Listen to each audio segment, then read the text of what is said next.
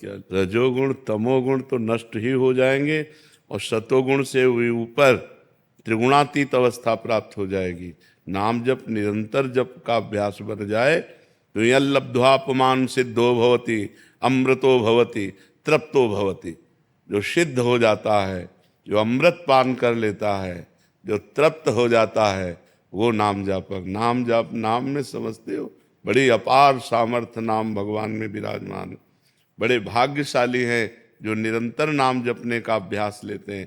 पर नाम जप आनंद मिले ना मिले, सुख मिले ना मिले, लाभ मिले ना मिले, इसकी कोई परवाह न करके एक ड्यूटी बाई जब जप करे तब जाकर सातु दीर्घ काल निरंतर सत्कार सेवितो दृढ़ भूमि। जो दीर्घ काल तक आदर सहित नाम भगवान का निरंतर जप करता है वो दृढ़ भूमि, वो सिद्ध हो जाता है, वो भगवत प्राप्त हो जाता है। पहले नाम जप में अभ्यास के द्वारा ध्यान लगाना सीखे। सही जप, हाथ में माला चल रहा है, जबान में नाम चल रहा है, मन संसार में घूम रहा है, अभी सही जप नहीं हुआ। सही जप हुआ, माला हो या ना हो, जबान चले या ना चले, मन के द्वारा हमारा नाम जप। पर ये बहुत ऊंचाई की बात है, इसलिए नए साधकों को घबराना नहीं चाहिए। नहीं, क्लास बाय क्लास है, भूमिका है, नाम जप की भूमिका है। तो हमें प्रथम भूमिका में चाहिए कि जिह्वा हिलाते हुए नाम जप करें और जहाँ जहाँ मन हमारा जाए वहाँ से हटाकर नाम में लगाएं। बार बार ये अभ्यास करें और जहाँ जहाँ मन जाए वहाँ भगवान को देखने की चेष्टा करें कि वहाँ भी परमात्मा विराजमान। कोई भी वस्तु, कोई भी व्यक्ति, कोई भी स्थान ऐसा नहीं जहाँ परमात्मा न विराजमान हो। तो नाम जप करते करते दो अभ्यास करें। एक तो जहाँ जाए वहाँ से हटा के नाम में लगावें, और एक जहाँ जाए वहीं भगवान को देखने की चेष्टा करें, वहीं परमात्मा को देखने की चेष्टा करें। धीरे धीरे हमारा मन, ये हम नहीं कह रहे कि तुम 2 महीने में सिद्ध हो जाओगे, 4 महीने में। अभ्यास लंबा खींचना पड़ेगा क्योंकि बहुत जन्मों का अभ्यास हमारा विषय चिंतन का है। तो जब हम नाम को ध्यान पूर्वक जपते हैं, ध्यान पूर्वक कैसे कहते हैं कि जैसे हमने कहा राधा, तो अब हमारे कान में गूंज गया राधा, हमारी आंखों के सामने लिख गया राधा, चाहे आंखें बंद हो चाहे खुली हो, कोई जबान नहीं चल रही, अंदर से राधा राधा या राम राम राम राम, ऐसे एक ध्वनि चल रही और हम उसी ध्वनि में डूबते चले जा रहे हैं। तो जब एकाग्रता होती है नाम जप की तो उसे ध्यान से जप कहते हैं। जब एकाग्रता टिक जाती है, घंटा 2 घंटा टिक गई, तो उसे संप्रज्ञात समाधि कहते हैं। और जब एकाग्रता उठते बैठते चलते फिरते खाते पीते सब समय बनी रहती है, एक क्षण के लिए भी नाम नहीं छूटता, तो उसे असंप्रज्ञात विचक्षणा समाधि कहते हैं। वही सिद्ध पुरुष हो गया। उनका लक्ष्य था भगवत प्राप्ति और शरीर पूरा हो गया, भगवान के दर्शन नहीं हो पाए, भगवत प्राप्ति नहीं हुई, तत्वबोध नहीं हुआ, तो उस भ्रष्ट का क्या गति होगी? भगवान श्री कृष्ण से अर्जुन जी ने पूछा कि उस भ्रष्ट की क्या गति होगी? तो भगवान ने बताया कि ऐसे जो भ्रष्ट होते हैं वो नरक तो जा नहीं सकते, क्योंकि भगवान का नाम जप करते थे, भगवान के मार्ग में थे। तो नाम तो स्टॉक में जमा है। अब आप भ्रष्ट हो गए, गलत आचरण किए, तो उसका आपको दंड मिलेगा, लेकिन वो दंड खत्म होते ही आप 500 भजन से ऊपर चलेंगे।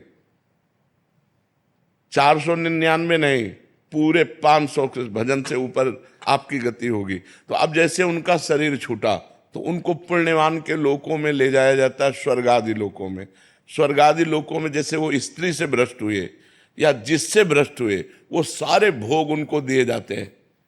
ये उनका पुण्य क्षय नहीं होगा। जैसे यज्ञ करके कोई स्वर्ग जाए, दान पुण्य करके स्वर्ग जाए, तीर्थ यातन करके स्वर्ग जाए, तो उनका पुण्य क्षय होगा, और वो पुण्य क्षय होने के बाद मृत्यु लोक में फिर पुनः अशुभ गति को भी प्राप्त हो सकते हैं। लेकिन वो भजन करने वाले का भजन तो स्टॉक में जमा है, और उसका जैसे वीआईपी स्वागत हो, ऐसे स्वर्ग आदि लोकों में जिन भोगों के कारण भ्रष्ट हुआ है उन भोगों की बाहुल्यता उसको होगी, और जब उसकी उन भोगों में अरुचि हो जाएगी तब उसका जन्म होगा।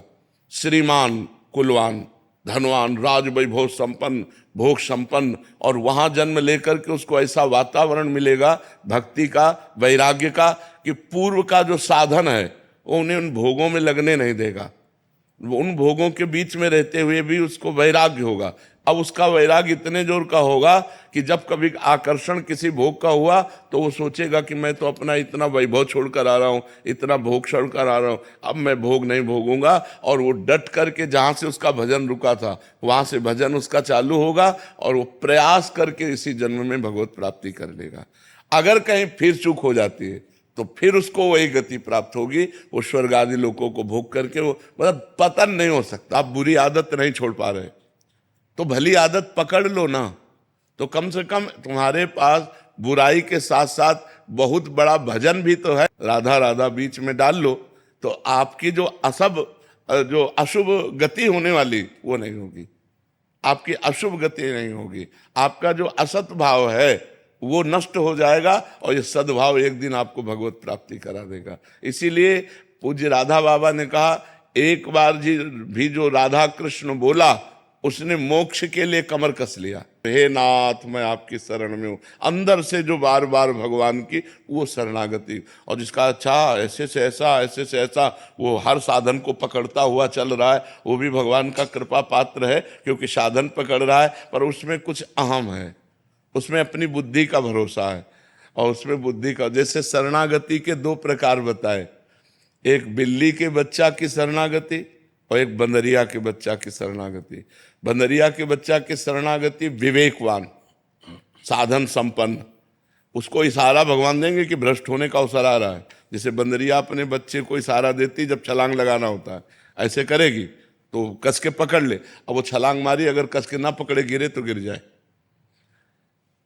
वो इशारा देगी कि मैं छलांग मार रही हूं, जरा सा ऐसे बच्चे को संभालेगी, बच्चा समझ जाता है कि अभी छलांग लगाने वाली है और कस के पकड़ लेता है। ऐसे ही भगवान इशारा देंगे कि माया का आक्रमण होने वाला है, तुम्हारे सामने प्रश्न आने वाला है, तुम सावधान विवेकवान हो, इसलिए अपने आप को पकड़ करके बचाओ, साधन को पकड़ लो कस के। और लेकिन जो बिलैया के बच्चा की शरणागति है वो ऐसे तुम्हें ले जाना है जहां ले जाओ, हमें झटका वटका से कोई मतलब नहीं है, इशारा दे मैं हूं, चुप रहता है। अब वो बिलैया क्या करती है, अपने मुंह में दबा के ले जाती है। जिन दांतों से चूहों को मारती है उन्हीं दांत, वही मुंह में दांत है, लेकिन इतनी सेफ्टी से उस बच्चे को पकड़ती है, जहां उसको ले जाना होता है स्वयं ले जाती है। ऐसे ये अजात पक्षायु मातरम खगा, ये बहुत सुंदर मार्ग है।